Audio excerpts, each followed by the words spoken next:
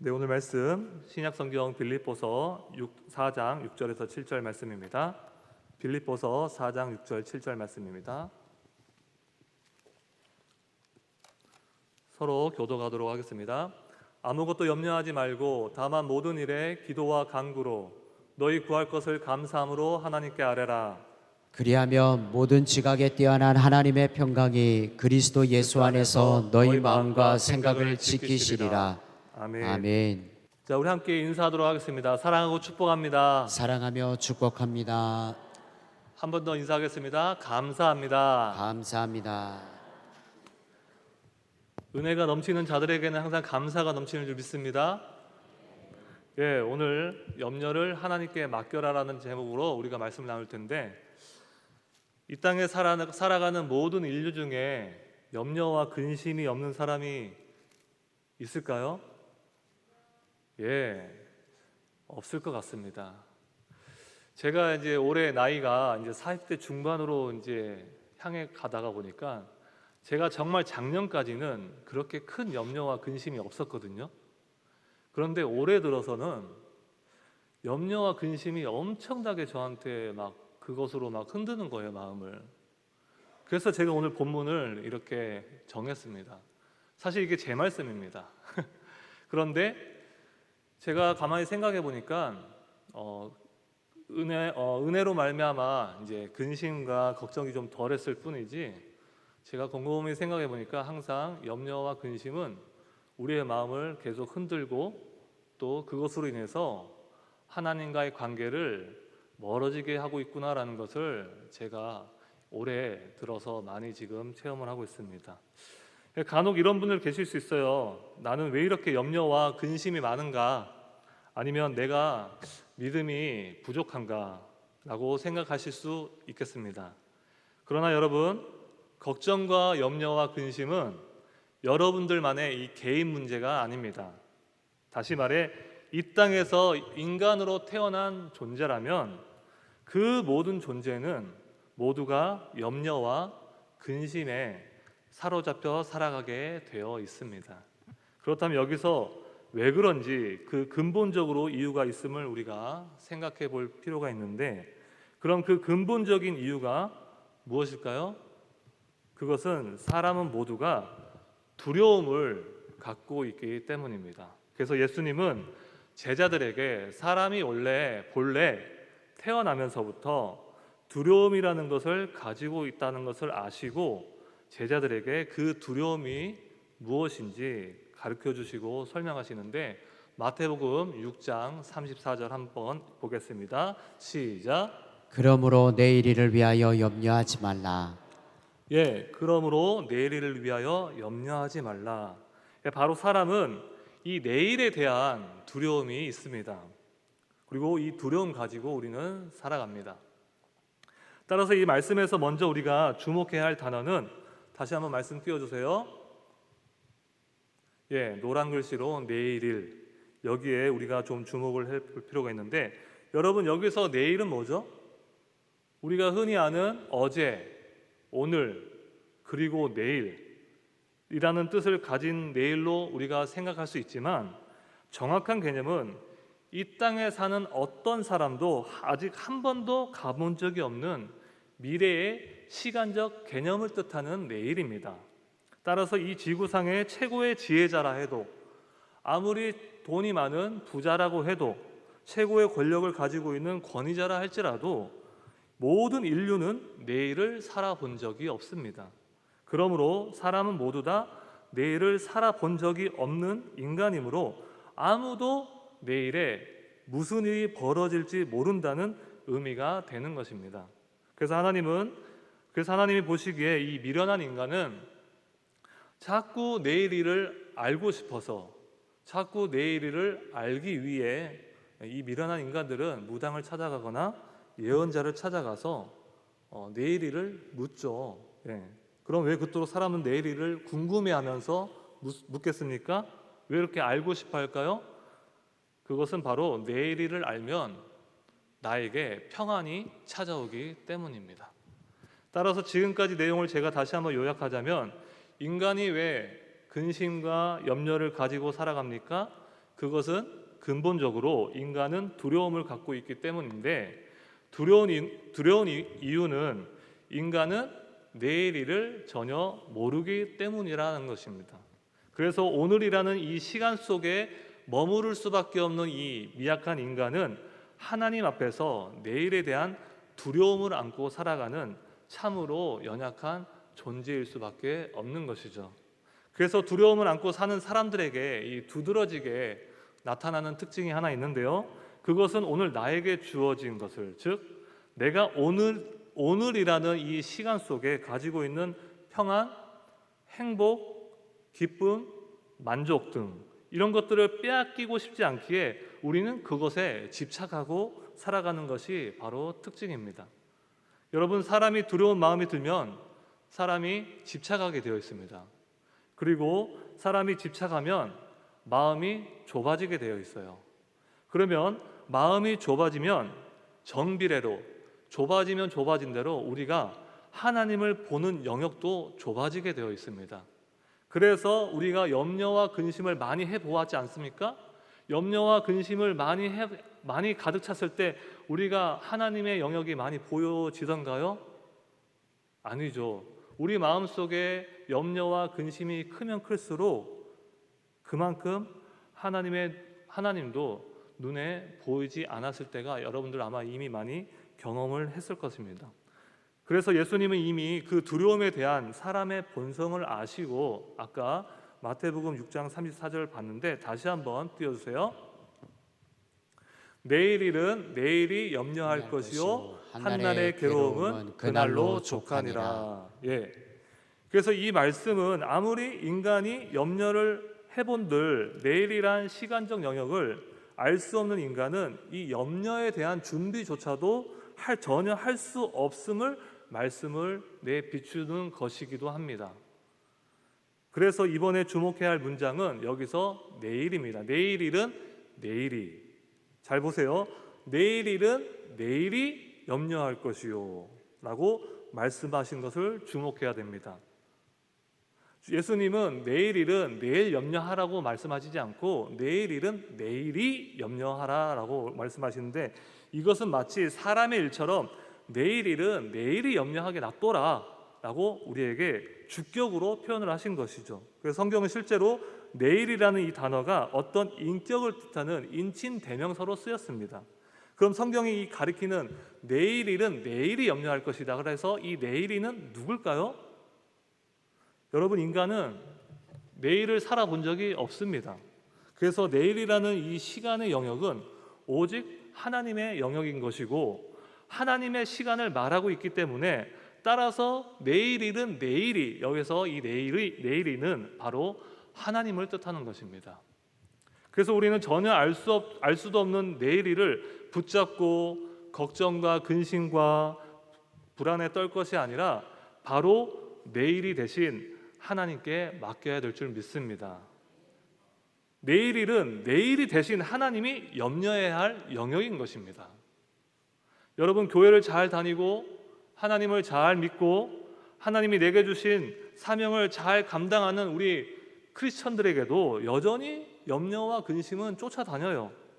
모든 것을 하나님께 다 맡겨 산다고 한들 그럼에도 불구하고 두려움과 불안과 초조함은 여전히 떨치지 못하고 살아가는 것이 우리 인간입니다. 재미있는 사실을 제가 한 가지 발견을 했는데요. 성경에 염려하지 말라, 걱정하지 말아라, 두려워하지 말아라 이런 말씀이 총 몇 번 등장하신지 아십니까? 정답입니다. 예. 인터넷 찾아보니까 성경에 그런 말씀이 두려워하지 말아라, 염려하지 말아라, 근심하지 말아라 이 말씀이 총 365번이에요. 우연치고는 참 기가 막히는 횟수가 아니겠습니까? 마치 우리는 1년 365일 두려워할 수밖에 없는 존재라는 것을 이미 성경은 가르쳐 주듯이 횟수도 그렇게 맞춰놓은 것처럼 우리에게 말씀하고 있는데, 그래서 우리가 신앙인이라 할지라도 우리는 인간이기 때문에 우리는 본래 두려워하며 살 수밖에 없는 존재라는 것을, 그리고 인간은 내일이 되시는 하나님의 존재를 믿으면서 또한 하나님 앞에서 내 자신의 약함을 겸손하게 인정하며 살아가야 될 줄 믿습니다. 그래서 우리는 내일이 되신 하나님만을 믿고 의지하며 나아가야 되는 것입니다.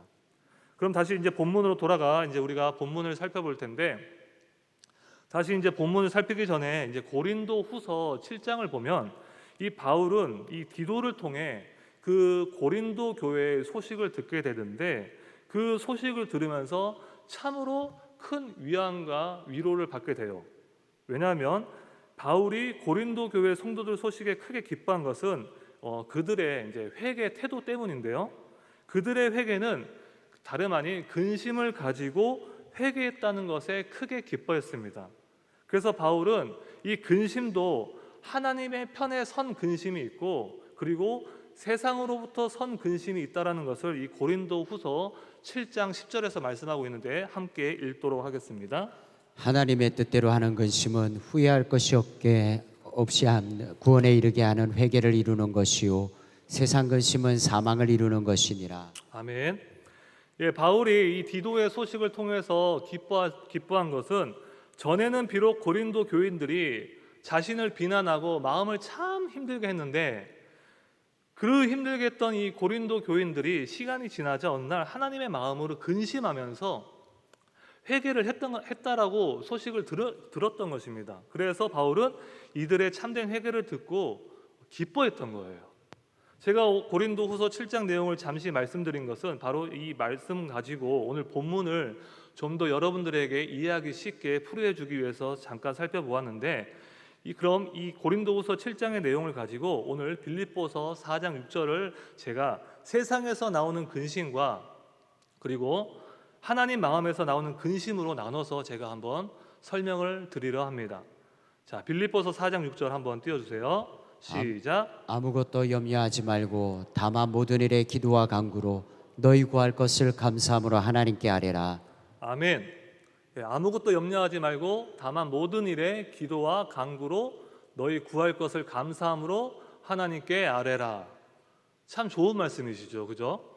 그런데 이 말씀 접근을 오늘날 많은 성도님들이 잘못하는 게 있는데, 우리가 세상에서 얻어 터지고 세상에서 쥐어 터지고 난 후 생긴 염려와 근심 가지고 이 말씀을 통해 정말 우리에게 상처난 곳에 연고 바르듯 회복을 하려 합니다. 하지만 여러분이 정말 지금 마음속에 염려가 크고 근심이 큰데 이 말씀이 마음에 들어옵니까? 내가 정말 상심함이 크고 정말 걱정이 태산 같고 정말 근심함이 높은데 이 말씀 들으면 모든 것이 갑자기 해결이 됩니까? 저는 안 됐어요. 저는 그렇게 세상 근심 가지고 하나님의 말씀을 붙잡으려고 하니까 저에게는 위로가 전혀 안 됐습니다. 그래서 사실 이 말씀은 방금 전 저희가 읽었던 고린도후서 7장 10절에서 바울이 말한 이 사망을 낳는 세상 근심에서 접근하는 것이 아니라 하나님의 뜻대로 하는 근심에서 접근을 해야만이 이 말씀의 깊이와 은혜를 우리가 체험할 수 있겠습니다. 그럼 제가 한 구절씩 한번 보도록 하겠습니다. 첫째로, 아무것도 염려하지 말고. 이 말을 먼저 세상 근심으로 먼저 해석을 한번 해보겠습니다. 여러분이 만약에 가진 것이 많아요. 주변에 좋은 영향력을 펼칠 수 있는 인물들도 많습니다. 그러면 여러분들 염려가 안 됩니까? 근심이 안 되겠습니까? 아니죠. 그래도 염려가 있습니다. 근심이 생깁니다. 오히려 가지면 가질수록, 많으면 많을수록 그만큼 더 염려와 근심과 걱정이 따라다닙니다. 그리고 또 하나, 세상으로부터 상처를 받았어요. 사람들로 인해 염려와 근심이 생겼어요. 말씀에는 분명히 염려하지 말라고 했는데 이 말씀을 들으면, 이 말씀을 읽으면 바로 치유와 회복이 됩니까? 안 됩니다. 그럼 이번엔 우리가 하나님의 뜻에서 나오는 이 근심 가지고 우리가 이 말씀을 다시 한번 보겠습니다. 하나님의 이 말씀, 아무것도 염려하지 말라라고 했을 때 이미 하나님께서는 이 말씀을 하시면서, 말씀에는 써 있지 않지만 그 사람이 의지해야 할 대상인 자신을 이 말씀에 걸어 놓았어요. 그러므로 내일이 되신 하나님께 너의 모든 일을, 너의 모든 행사를 맡겨라라는 뜻이 하나님의 근심에서 나타나 있는 것입니다. 그래서 그런 전제가 깔릴 때 그 의미에서 아무것도 염려하지 말라라고 우리에게 권면을 하는 것입니다. 둘째로 모든 일에 기도와 간구로라고 말씀하시는 거죠. 세상 염려와 근심이 가득할 때 제가 아까 말씀드렸지만 기도가 잘 안 됩니다. 하나님 아버지를 간절히 찾고 싶어도 잘 찾지 못하게 됩니다. 안 됩니다. 그럼 이 말은 무슨 뜻입니까? 바로 내일이 되신 하나님께 너의 행사를 다 맡기고 그리고 아무것도 염려하지 말고라는 그런 믿음의 확신을 받았을 때 이 첫째와 둘째는 연계되므로 그럴 때 우리는 모든 일에 기도와 간구로 하나님께 기도할 수가 있는 것입니다. 그런데 그때는 내가 내 사정을 말하면서 나의 뜻대로 내가 원하는 대로 기도하는 것이 아니라 바로 예수님이 기도의 본을 보였었던 것처럼 내 뜻대로 하지 마옵시고 하나님 아버지 뜻대로 이루어 나가 주시옵소서. 이런 믿음과 이런 뜻으로 우리는 모든 일에 기도와 간구로 나아갈 수가 있는 것입니다. 그래서 기도란 내 뜻은 내려놓고 아버지의 뜻을 구하는 것입니다. 셋째로 너희 구할 것을 감사함으로라고 이렇게 말씀을 하고 있는데 여러분이 구하는 것을 말 그대로 감사함으로 아뢰라고 말씀하고 있죠. 자, 세상 염려와 근심이 많으면 오히려 감사보다 불평과 불만이 더 가득할 것입니다. 오히려 감사는 찾아볼 수 없습니다. 그래서 세상 근심 가지고는 정말 기도 처소로 나온다 해도 정말 감사가 쉽게 나오지가 않죠. 그럼 여기서 질문 하나 하겠습니다. 여러분 혹시 감사하는 마음이 어디서 출발하시는지 아십니까? 감사하는 마음은 바로 생각에서 시작됩니다. 자, 따라하겠습니다. 감사하는 마음은 생각에서 시작됩니다. 다시 말해서 매사에 감사하는 사람은 그 사람을 잘 보시면 그 사람은 생각이 있는 사람이에요. 감사를 잘 하시는 분들을 보면 생각이 깊으신 사람들이에요. 그러면 어떤 생각일까요? 바로 하나님에 대해 생각하는 사람들이에요. 여러분도 만약에 하나님에 대해서 깊은 생각을 한번 해보십시오. 그러면 감사하는 마음이 안 생길 수 없습니다. 무조건 구할 것만 그리고 필요한 것만 달라고 마시고 여러분이 구할 것을 하나님께 아뢰 때는 먼저 하나님에 대한 감사에 대한 생각이 있어야 될 줄 믿습니다. 그래서 오늘 본문은 너희 구할 것을 감사함으로 라고 우리에게 이렇게 가르치고 있는 것이죠. 따라서 하나님에 대한 깊은 생각 없이 하나님께 구하는 기도는 어쩌면 별로 효율성이 없는 기도라고 생각됩니다. 예수님도 이 염려와 이 걱정이 많은 이 제자들에게 내일 일은 내일이 염려할 것이요 라고 설교했을 때 그 전에 예화를 하나 들으셨는데 그 예화는 공중에 나는 새를 봐라. 그리고 들의 백합화가 어떻게 자라는가 생각하여 보라라고 예화를 드셨어요. 주님은 여기서 생각해 보라라고 표현을 쓰셨습니다. 이곳에 공중에 나는 새 못 보신 분 아무도 없을 겁니다. 들에 핀 아름다운 꽃들 못 본 사람 있습니까? 아무도 없을 겁니다. 그런데 주님은 이것을 한번 생각해 보라라고 말씀하셨어요. 그래서 우리가 이것을 깊이 생각해 보니까 이것은 절대 우연이 아니네라는 것을 깨달을 수가 있습니다. 그래서 거기에서 우리가 감사의 고백이 나오는 거예요. 아, 생명이라는 것이 저절로 태어나는 것이 아니구나. 아, 생명이라는 것이 저절로 피어나는 것이 아니구나. 누군가가 보살피고 계시는구나. 아, 내가 현재 살아 숨쉬고 있는 것은 절대 우연이 아니구나. 하나님께서 나에게 축복해 주시고 또 삶의 연장이라는 그런 축복을 주셨기 때문에 내가 지금 숨을 쉬고 있는 거구나. 따라서 이 그 수많은 감사 조건들을 우리는 생각해 보는 것입니다. 이것이 우리가 하나님께 감사하는 마음을 드리는 거예요. 우리가 구할 것을 이렇게 생각하며 감사하는 마음으로 아뢰 때 그 기도는 반드시 응답될 줄 믿습니다. 마지막으로 하나님께 아뢰라 라고 말씀하셨는데 하나님께 아뢰라 이 말은 어떻게 보면 하나님께 기도하라라고 이런 뜻으로 우리가 받을 수 있죠. 그런데 더 정확히는 하나님께 너의 뜻을 맡겨라라는 뜻입니다. 하나님에 대한 온전한 믿음이 있어야 됩니다. 우리가 하나님한테 무엇이든지 아뢰려면 하나님에 대한 온전한 믿음이 있어야 되고 하나님에 대한 온전한 신뢰가 있어야 됩니다. 그럴 때 우리는 하나님과의 관계가 회복되었을 때 우리는 하나님께 아뢰 수가 있는 것입니다. 하나님께 아뢰라. 그리하면 내일이 대신 여러분의 모든 염려와 걱정과 근심과 두려움은 하나님께서 다 해결해 주실 줄 믿습니다. 하나님은 약속하시는 분이에요. 이 성경은 글자가 아니라 약속입니다. 여러분이 이 약속을 믿으셔야만 해요. 지금 삶이 비록 공고하고 어렵고 좌절할지라도 그 어떤 악한 영의 역사에 휘둘리지 마시고 이 말씀을 봄으로 말미암아 정말 회복하기를 주님의 이름으로 축복합니다. 따라서 오늘 이 본문 말씀 빌립보서 4장 6절 말씀을 제가 다시 한번 재정리한다면 아무것도 염려하지 말라라고 하셨는데 내 뜻대로 하는 근심은 당장 멈춰라. 왜냐하면 내 뜻에서 나온 근심 가지고는 아무것도 해결할 수가 없다라고 말씀하시는 것이고요. 두 번째, 다만 모든 일에 기도와 간구로 주님의 뜻을 구해야 됩니다. 기도해야 됩니다. 하지만 여기서 기도는 내 소원을 아뢰는 기도가 아니라 말씀 속에서 주님의 뜻을 구하는 것이 기도인 줄 믿습니다. 세 번째로 너희 구할 것을 감사함으로 라고 말씀하셨는데 내게 주어진 하나님의 축복이 얼마나 차고 넘치는가를 한번 너희들이 생각해 보라라고 우리에게 말씀하고 있습니다. 그러면 감사함이 넘칩니다.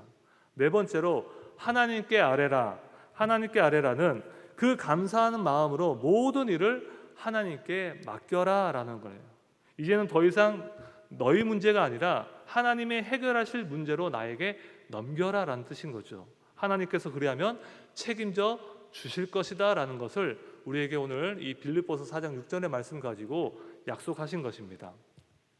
사랑하는 성도 여러분, 이 네 가지의 삶이 정말 우리에게 이 습관이 되어야 할 것입니다. 그리고 이 습관을 가지려고 노력을 하면 우리는 자동적으로 경건한 생활을 할 수가 있고 거룩한 자녀로 살아갈 수가 있습니다. 여러분, 영성이라는 것은 하루아침에 이루어지는 것이 결코 아닙니다. 하루아침에 생겨나는 것이 절대 아닙니다.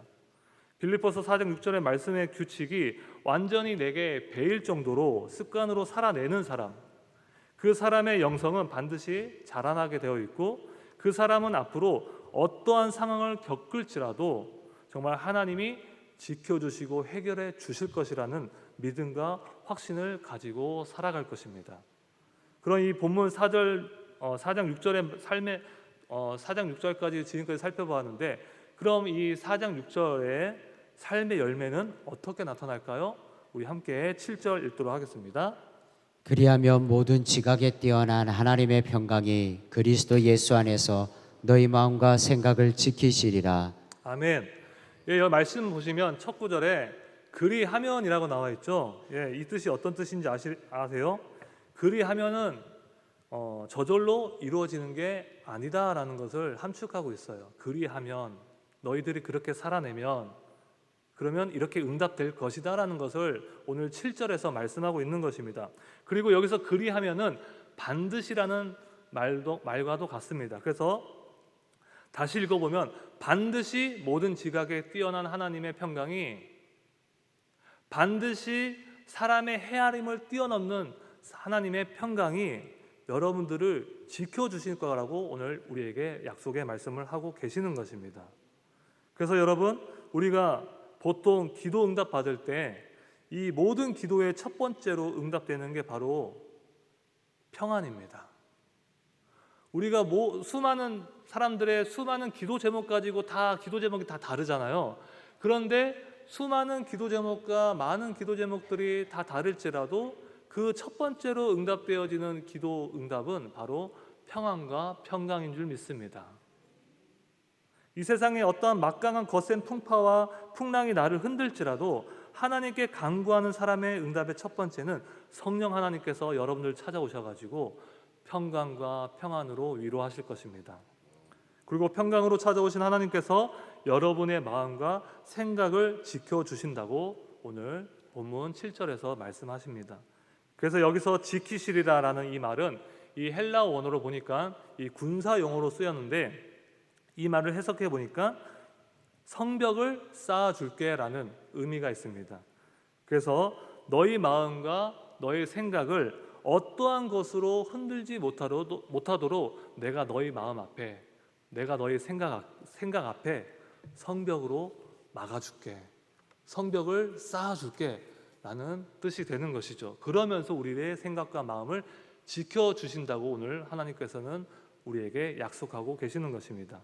따라서 사탄이 반드시 우리를 무너뜨리려고 이 세상의 근심과 염려와 걱정과 두려움으로 이 불화살로 아무리 마구 쏘아댄다 해도 하나님께서 내가 사탄의 공격 앞에 성벽을 쌓아주겠다라고 약속하신 말씀인 줄 믿습니다. 근심을 막아주시겠다는 것입니다. 여러분들의 걱정을 막아주시겠다는 것입니다. 여러분들의 두려움을 막아주시겠다는 것입니다. 우리 하나님은 그렇게 좋으신 하나님인 줄 믿습니다. 말씀을 맺겠습니다. 사랑하는 성도 여러분, 우리가 신앙인이라 할지라도 여전히 우리에게는 이 염려와 근심, 불안과 두려움이 계속해서 우리를 쫓아다닙니다. 그러나 이 근심과 염려가 나를 쫓을 때 어떤 사람은 여전히 나의 생각과 나의 뜻에 집착해서 더 깊은 절망의 길로 빠지는가 하면, 어떤 사람은 그 근심과 염려를 주님께 가지고 나와서 오히려 주님이 근심하며 해결할 수 있도록 바꿔놓습니다. 후자의 은혜를 누가 누릴 수가 있겠습니까? 그것은 어떠한 상황이 나를 애워쌀지라도 그런 모든 상황을 뛰어넘는 하나님만을 신뢰할 때, 그리고 하나님 마음으로 근심하며 하나님을 생각하며 그리고 하나님께 감사하는 마음으로 그분께 매달려 사는 자들만이 누릴 수 있는 은혜인 줄 믿습니다. 그래서 저는 이 은혜를 누리는 자들을 특별히 특권을 획득한 자라고 말하고 싶은데, 여기서 특권을 획득한 자라는 뜻은 뭐냐면 아버지가 어떤 분이신가를 아는 자녀들만이 누릴 수 있는 특별한 권리 행사라고 저는 정의하고 싶습니다. 이러한 은혜가 날마다 저와 여러분들에게 충만히 흘러갈 수 있기를 주님의 이름으로 축복합니다.